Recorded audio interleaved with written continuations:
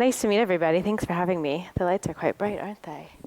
What do I do? There we go. Thanks, everyone. Anyways, thanks for having me. As I mentioned, I'm Robyn Landau. I'm one of the co-founders and directors of KIKK24 Studios.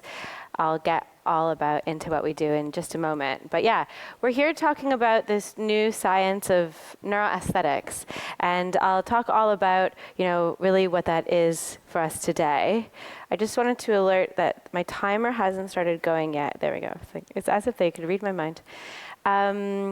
But really about how we can use neuroscience to transform both the way we design and the way we think about our creative process. I think this festival is all about how we can think in non-binary ways and have expansive thinking. And I know there's already quite a lot of people in the audience who work in very interdisciplinary ways. But we're at this new kind of forefront of how we can embed neuroscience into the work. Not only to deliver greater creative freedom and expression, but also to deliver greater impact for the work. And so that's really what I'm going to be talking about today. And I spent a little bit of time thinking about what I wanted to talk about for really this audience. I think all of you are hyper intelligent, hyper technological, hyper creative. And I think my goal for today is really about helping you think maybe a little bit differently about your practice and thinking about the impact, perhaps, that your work can have. And maybe, just maybe, at the end, we can talk about ways to work together. So, as I mentioned, I'm one of the co-founders and directors of KIKK24 Studios. We're a neuroscience studio and lab. And effectively, what we do is we translate neuroscience from academic worlds into creative projects, really helping to understand how to make sense of a lot of the complex data and the complex information that comes out of the academic labs, and fundamentally apply them directly into creative work. Ultimately, it looks at the neuroscience of how we respond to art and to culture and technology, because there's more insights than ever before about how our brains and bodies respond to these. So it's about time we actually start putting this into the real world experiences in which they take place. Because, I don't know how many people in this room have read an academic paper. Show of hands. Quite a few people, right? How many people understood it easily? There's like one. Okay, I asked this question the other day on a panel, and it basically had the same response. So this is going to be my new question, I think. It works quite well. So it's exactly that, right? It's hard to understand. It works in its own silo, in its own language, and it doesn't actually make sense for the real world. And if you did read that paper, it probably took you quite a long time to kind of sift through the information. Even me, it takes me a long time to read through it. So ultimately, we make these things easy, so that we can really work as an extension of creative teams to do this. And so ultimately, we sit in the middle of academia and the creative industry to help drive innovation through these ways and drive impact. And we cover quite a broad range of neuroscience, but ultimately, when we're looking at the neuroscience of art and culture and technology and creative experiences, creative states, creative executions, it largely falls in this world of neuroaesthetics. Now, another really quick show of hands. As you can see, I like to do this. How many people have heard of neuroaesthetics before? Okay, I'm thinking it's a little bit, I can't really see, but we got like maybe 5%, 10%. I like to ask this question because I think more and more people are learning and hearing about it, but I mostly like rooms of people that have never heard about it before, for obvious reasons. And so to get us all on the same page, so we can kind of update all of our knowledge and our thinking together, neuroaesthetics ultimately is the neuroscience of our aesthetic experiences, how our brains and bodies respond to various aesthetic ingredients. So thinking about sound, color, visual aspects, all of our sensory stimuli, smell, shape of the room, the way these lights are hitting my face, even the way that my voice is kind of permeating the room. You're all having your own individual, unique experience. The way I really like to define it recently is how our brains and our bodies respond to our environments. But think more broadly about what an environment means, because of course it can mean architecture and the built environment, but of course it also means our digital world and our virtual worlds and our natural worlds and even the environments in your own mind. So with you, a lot of the creators who are here in the audience today, you're designing environments all the time for individuals. And what the field has shown us in the last 15 to 20 years that it's been, in existence, which is relatively young for the field of neuroscience, is whether we're conscious of it or not, our brains and our bodies are constantly responding to these environments. And these are really affecting how we feel and how we act, and fundamentally really how we behave.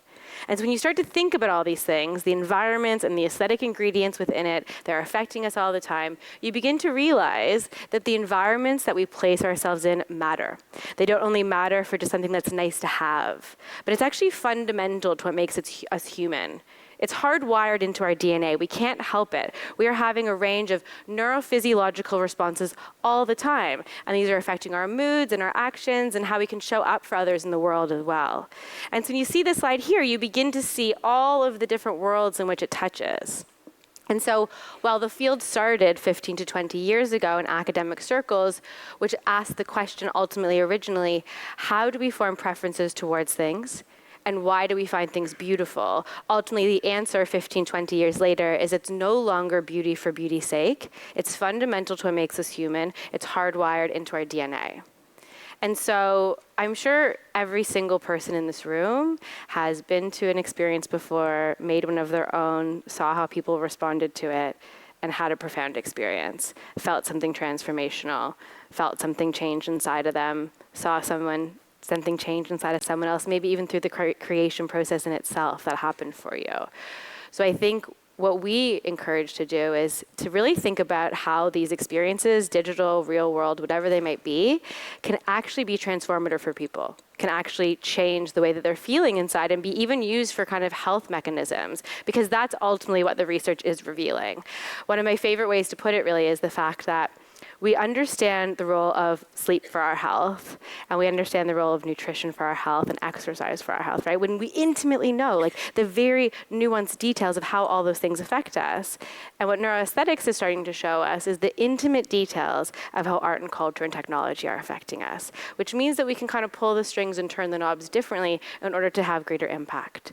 So the question remains then, how do we leverage what we know from neuroscience? Well, ultimately to make cool shit, right? It's cool. People like seeing inside of the brain and the body, but ultimately it's really about the impact that it can have. And that's really the provocation I want to ask you and leave you with today, is to think about the impact your work is having and think about it maybe beyond something that's nice to have. And when we look at impact, we specifically look at impact through these 5 pillars.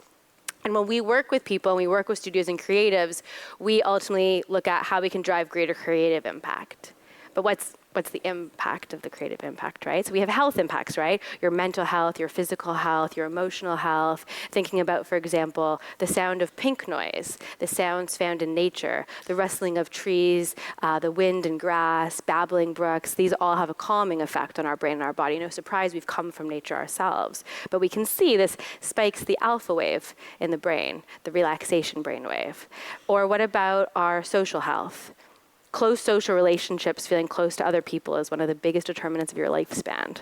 And so when you think of it that way, especially with the loneliness pandemic, you see it becomes incredibly important. How do you create experiences to connect people? And what about the ecological impact? We know that aesthetic experiences, ones that trigger these emotional responses, they change the way we show up for the planet. They change our connection to the planet. They increase something called pro-ecological behavior, the daily sustainable actions that we take in our everyday lives to care for the planet, these small changes that we can make. When enough people do it, we make a difference. Or what about, of course, the economic impact? And listen, I stand up on these stages and I talk to all different sorts of people, brands and agencies as well. And what I say to them is the same thing. The economic impact is not necessarily about the profits and the revenues. It's also about the wider economy. So take hospitals, for example, right? Hospitals should be the ultimate healing environment, but they're anything but.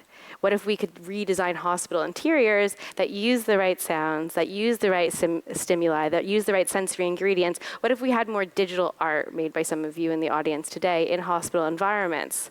The science shows people would heal faster, they would get out of those beds more quickly, it would save all of our healthcare systems money, the nurses and the doctors would also be more relaxed. And we also know there's a cyclical impact between the stress of the doctors and the patients giving back to each other. So when you think about impact this way, again, you can kind of get the point of a lot of what I like to do in terms of this broad thinking. You get the idea that think more broadly and recognize there's so many different ways to deliver impact. There's so many different ways of feeling good. The word well-being comes up in a lot of the work that we do. We don't like to use it that much because it, puts things into a silo, if you will. But ultimately what we want to look at is connection, how people feel connected to themselves, to each other, and to the environment in which we're part. And so you can see the cyclical impact of all of these things have a knock-on effect together. They, of course, don't live in silos. So when we're thinking about the impact of digital arts, for example, this is a really interesting way to look at it. There are studies that show that VR experiences can be as transformative as psychedelic therapy. And this is largely because the way that VR works in the brain is something called embodied simulations. These experiences aren't real, and ultimately our conscious mind knows it's not real, but these things happen instantaneously. They wrap us, of course, in an immersive experience. And they trick our brain into thinking something's real because our body has responded so quickly that by the time your brain catches up in an instantaneous moment, of course, the fact that this isn't a real thing, your body's already responded, it's too late. So that's called an embodied simulation that has these emotional and sensory aspects. And this is really important, of course, for example, empathy and empathetic imagination. If you think about world building and the power of world building to imagine new futures, thinking about Afrofuturism or queer ecologies and really embodying yourself as someone or something different, it catapults your imagination into something and somewhere new. And so the question really is, what would it look like if creative work could serve as a proven digital health intervention, right? And this is a lot of the work that we look to do, whether we're creating it with our own studio or we're working with other creatives and technologists. I think this is where it could go, right? Because the science is now there that digital experiences, art experiences, immersive experiences, they create these huge sensory responses in our body. And they have the power to really transform. And so that's why, previous slide, I said to make cool shit, but to really have impact. And I think it's interesting for all the artists and creators in this room to really start thinking about where can their work go? What are new distribution channels for you to think about where new spaces it can be in to kind of really celebrate, I think, the impact that the work can have in various different ways. And so we're at this forefront of science where we know more about the brain and the body and how we respond to these experiences than ever before. And still, of course, we know like a pea-sized amount of information, but it's more than we've ever had before. But of course, it's not just the science alone, right? We've had huge technological advances. And so we have this whole wave of neurotechnology that's recently taken form. Sometimes I bring the headset and I hold it up here, but I didn't bring it with me today.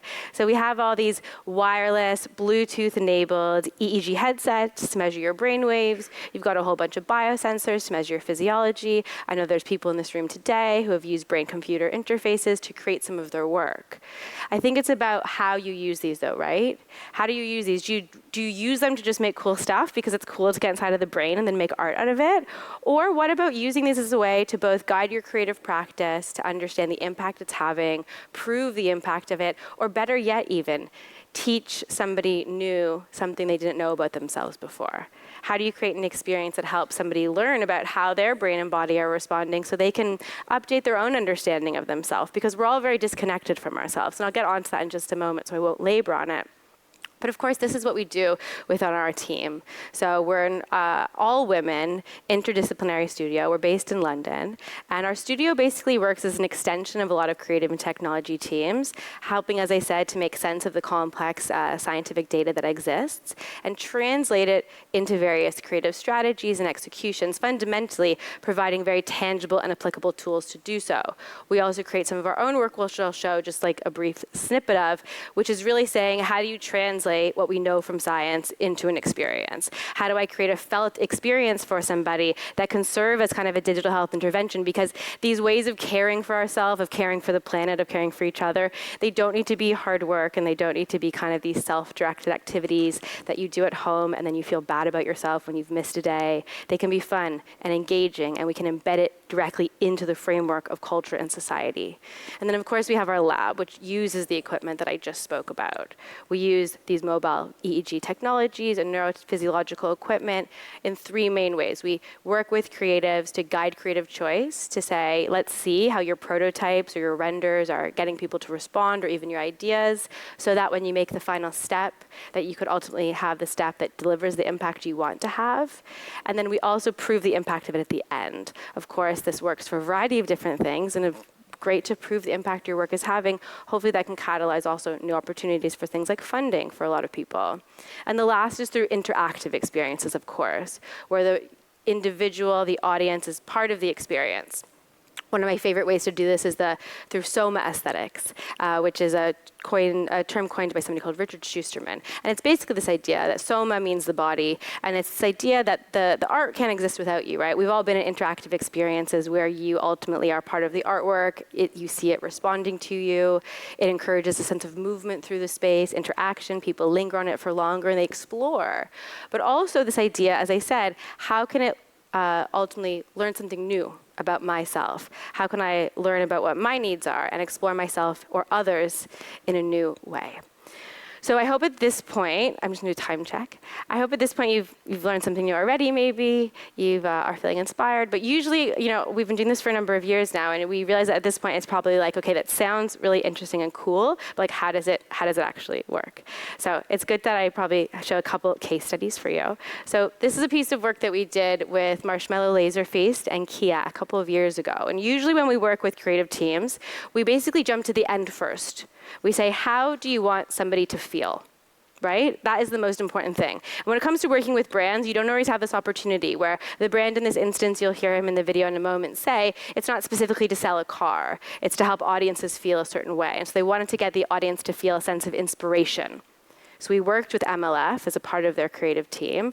And we said, okay, what's happening in the brain in these states of inspiration? What does that actually mean? Okay, well, it feels a sense of movement, of flow, of creativity, of insight, and what's happening in the brain and body in these states. So I'll let the video explain for itself, and then I can kind of talk around it a bit afterwards. But it's one of those great videos that kind of does the job for me. I think we may have to wait a moment for the internet to catch up. Hopefully, it won't take too long. It did work in the test.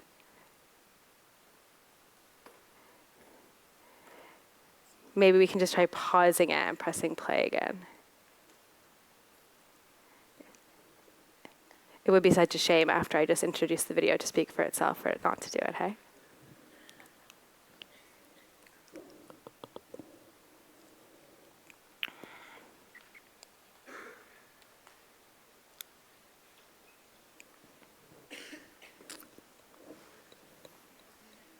I can see them twiddling away back there, so I might just leave it another moment to see.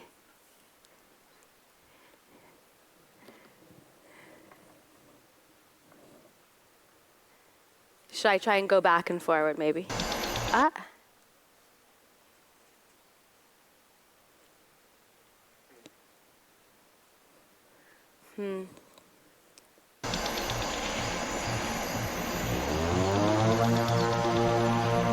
You could hear it.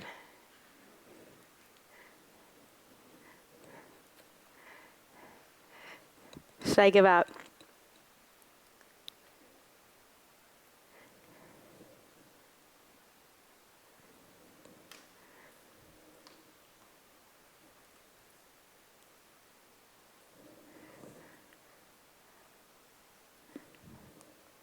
Oh, my clicker is not even working anymore. Oh.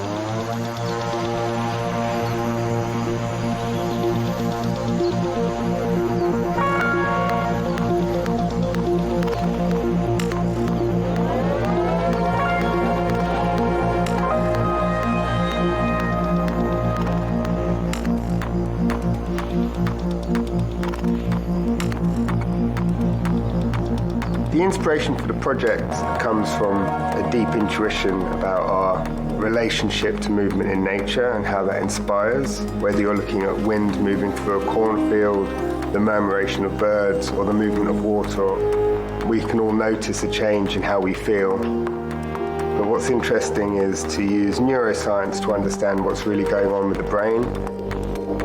We've taken this science insight and translated it creatively into a series of visuals that explore movement in nature, for example, the movement of water, the flow of air, the fractal qualities of landscapes, and the beauty of human movement through dance.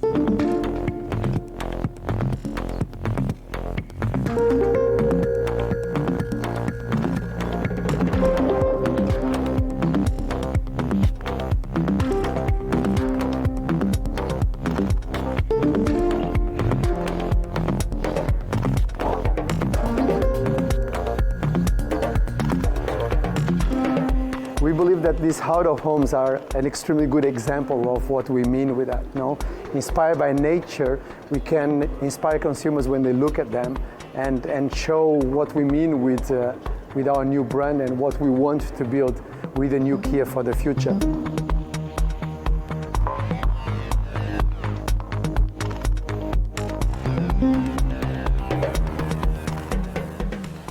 Kia, movement that inspires. So hopefully you can see in that video, there's going to restart my slides for a second while I kill time and talk to all of you. So you can see in that video, KINDA's other co-founder and director, Catherine Templer-Lewis, who's back in London with her brand new little baby that she had last week. So we're very pleased for Catherine. And as they bring my slides onto the screen, I'll see if I can click through next. But I think what's really interesting about that is, and it's not something you always get a chance to do, but it was a really integrative process working with Marshmallow Laser Feast, where effectively, for example, one of the pieces of science that we used was the science of fractal patterns, these naturally occurring patterns that happen in nature. Scientifically speaking, fractal patterns exist from 1 to 2 in terms of their complexity, 1 being a perfect circle, and 2 being your craziest kaleidoscope. They go up in decimals of 1, 1.2, 1.3, 1.4, 1.5.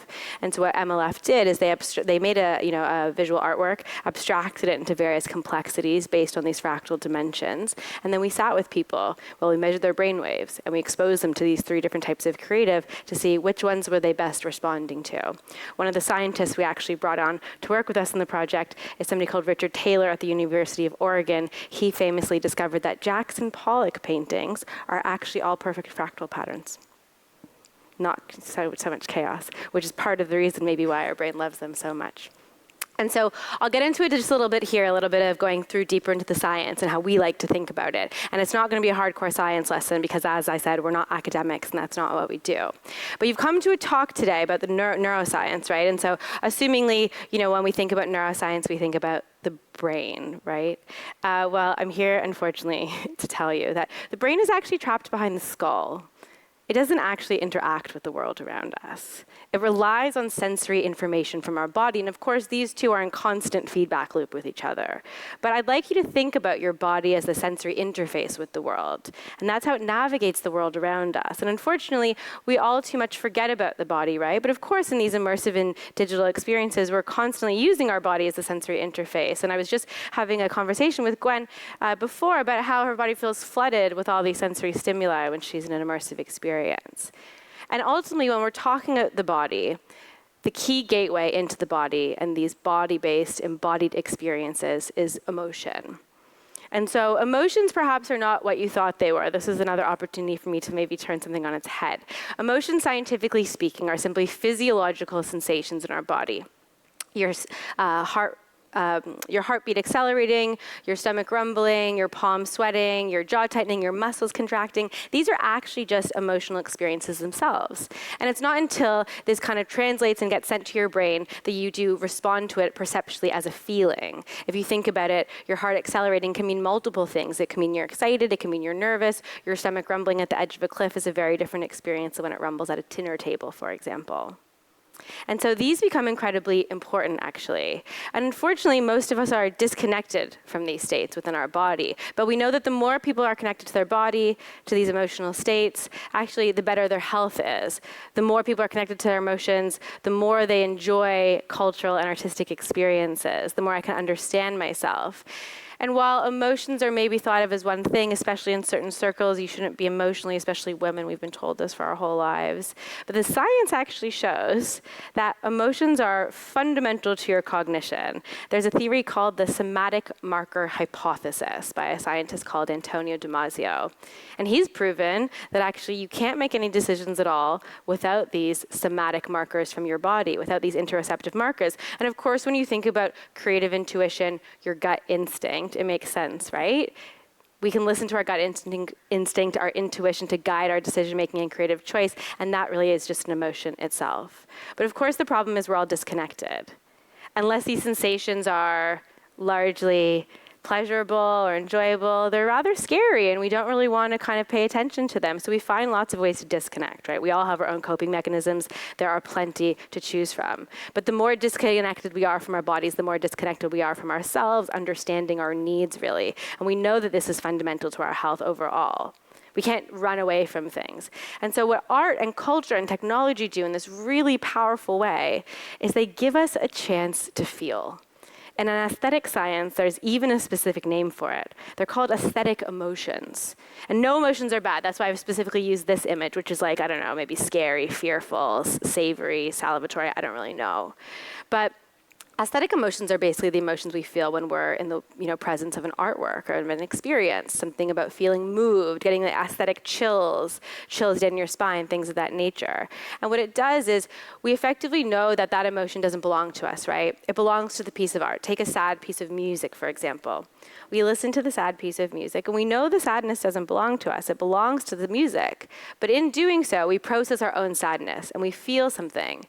And I'm telling you that the more that we can get people, ourselves, into these feeling states, the better we can become. It's linked to the science called interception. Now, I spoke about the body just previously as a sensory interface with the world around us. And when you think of the senses, you probably think about the 5 senses that we know and love. But if you think about those all exist outside of our body. We would call them exteroceptive senses. You see out, you hear out, you touch out, you taste out, you smell out, all that sort of thing. But there's plenty more senses to go around. And one of my favorites is the sense called interoception, which, surprise, surprise, deals with our internal bodily sensations. It's our ability to notice our heartbeat, our stomach rumbling, our jaw tightening, even our ability to notice when we have to go to the bathroom or when we need to eat something or when we're thirsty. Interoception, its role is to keep us safe, to keep us in balance. And so you get the sense now, it's quite clear, I think, the link between emotions and interoception. They're both connected to our autonomic nervous system. These responses within our body that we largely don't really have any control over, they happen automatically to keep us safe from danger. That's the way our body's biologically coded. It's the same reason why emotions guide us into taking action ultimately. In terms of taking action, if you think about it, we're biologically coded to keep us safe from danger. So when your heart is accelerating, it tells you to think, sit up, think, and take action, to run away from something, actually, if there's a scary thing in front of you. There's a famous study that I like to quote, actually, in regards to emotions and action taking. And there was a group of researchers, actually, who had 2 groups of people. One were given environmental facts, and the other group were given environmental facts coded as stories. And what they found is that the storytelling group increased their pro-ecological behavior as a result in the days and the weeks and the months that followed. And these, again, as a reminder, are those daily sustainable actions that we can take in our normal lives to help care for the planet. And they found that it wasn't just the fact that, of course, these facts were coded as stories because our brain loves things with context and meaning, but ultimately, they also hooked them up to physiological sensors. And what they found is that they had more physiological cardiac changes, the storytelling group, than the fact-based group. And they boiled it down to the fact that they had these physiological changes that spurred them into action. And so these are all connected to our interoceptive states. The stories also get us into a state of feeling. And when it comes to decision making, there's also studies that show that people with better interoception are more likely to actually make better decisions. They did a study about traders on the trading floor, not an incredibly creative group when you think about it, but everyone's creative, right? They actually were able to make faster decisions on the trading floor under very stressful conditions, and the decisions that they made actually led to better profitability in their decision making. So I hope that that does it enough. But ultimately, as I mentioned, interoception is linked to every single mental health and body-based disorder. If I can't understand my own needs and what my body is telling me, then there's no way for me to really understand myself. So it's linked to everything from body dysmorphia and anxiety and autism, and everyone exists on a different spectrum. But it's about being able to accurately read those internal signals. And it's not just connecting to myself. There's also science that shows the more connected I am to myself, the more I can connect to you. The more I feel into myself, the more I can feel into you. And so all of these things have this kind of really spiraling knock-on effect for positive impact. And there's lots of different ways to improve your interoception. My favorite is a flotation tank, sensory deprivation. When you lock out the external world, you can feel the internal world more. But a really great way and a vital tool for interoception is breathing. Because your heart and your breathing is actually the only conscious way you can intervene on your autonomic nervous system. And we don't often pay attention to our heartbeat. So breathing and breath work is like, well-being practices and kind of new agey and stuff like that. But can't we do better, right? So what we did is we looked at the science that exists around breathing as controlled breathing to help support interoception. And of course, we looked at all the science about immersive art and spatial audio and immersive experiences, and we said, can't we do better? How can we reach more people? Because there's a lot of people who don't really want to sit at home and do self-directed breathing. It's kind of boring. But how do we embed it into the cultural framework of society? So we created this experience called Inspirit. It's been kind of a multi-year slow development. And we started it actually with Goldsmith University when I was studying there. We licensed some work for Marshmallow Laserfeast to do some prototyping. We worked with the students and the PhD students at Goldsmith to test the experience.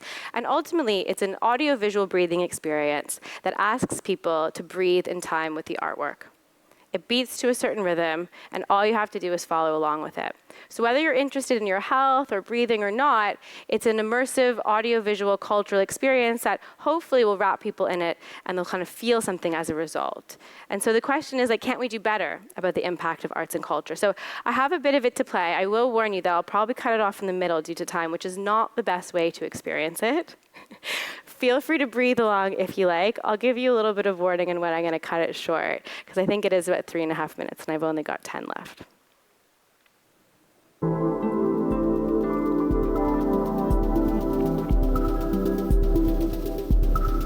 In time with the visuals and the beat of the music, inhale through a wide open mouth, exhale through the nose. Inhale, exhale. 1, 2, 1, 2. Inhale, exhale. 1, 2, 1, 2. Continue to breathe.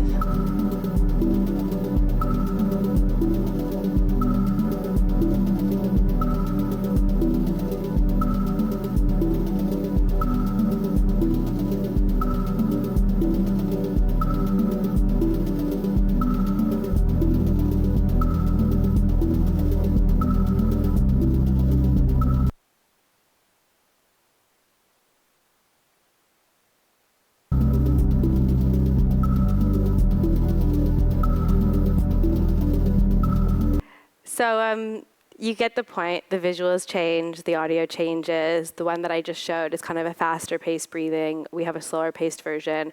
We're looking at how we can expand this. It's mixed in Dolby Atmos. It's currently getting remixed for 4D sound as we speak.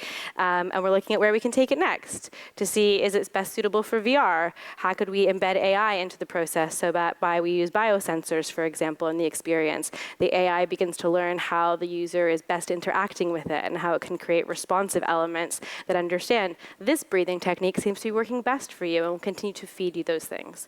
So it's still very much in V1 for our studio, but we're interested in kind of obviously where it develops and how it goes. The visuals were made by somebody called Lucy Hardcastle, and the audio by a beautiful harpist and producer called Naila Hunter, who's based in LA.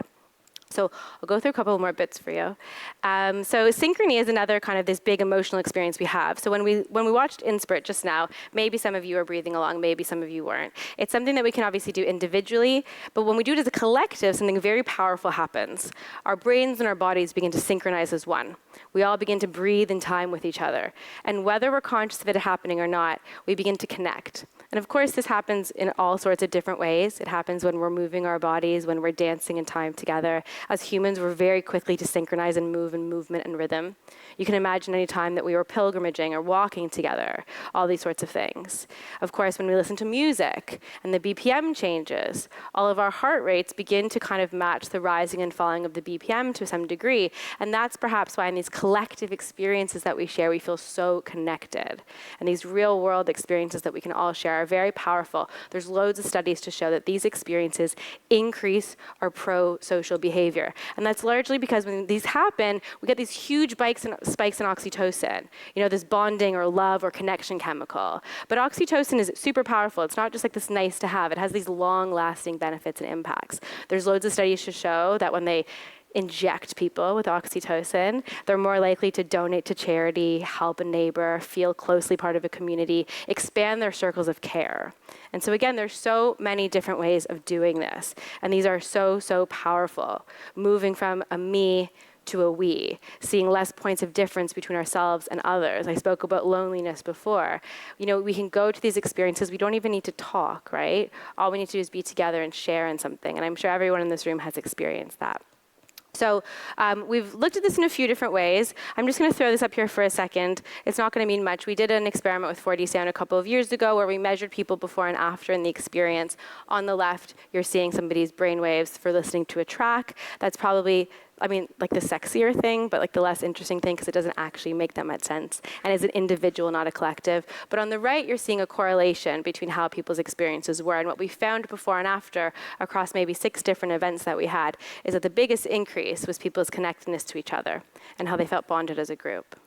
But we looked at all of the science of interception and empathy and connection to others and this prosociality that also happens when we share experience with others. And the prosociality that we have isn't just about other people and humans, but of course it's also about the planet and how we show up for the planet. So we created an experience funded by the British Council in partnership with 2 other female studios, Cellule, who's actually going to be exhibiting here this weekend, look for them, and Sound Earth Legacy from Andrea Lamont, who's, I know, a KIKK friend, but I don't think is here this year.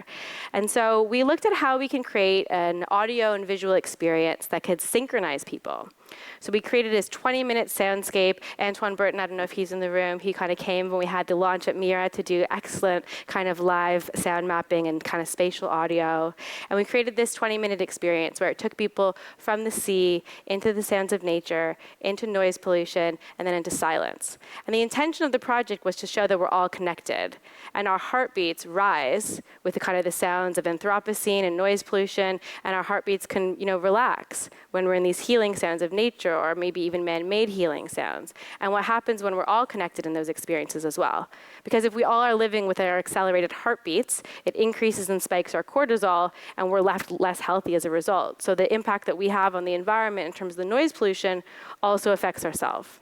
And so you can see some of the images that we have here. And doing so, we hooked people up to kind of heartbeat sensors. We audibly projected their heartbeats back at them with pulsating lights to help show them the impact they're having in the experience. And then, of course, we measured the findings of it.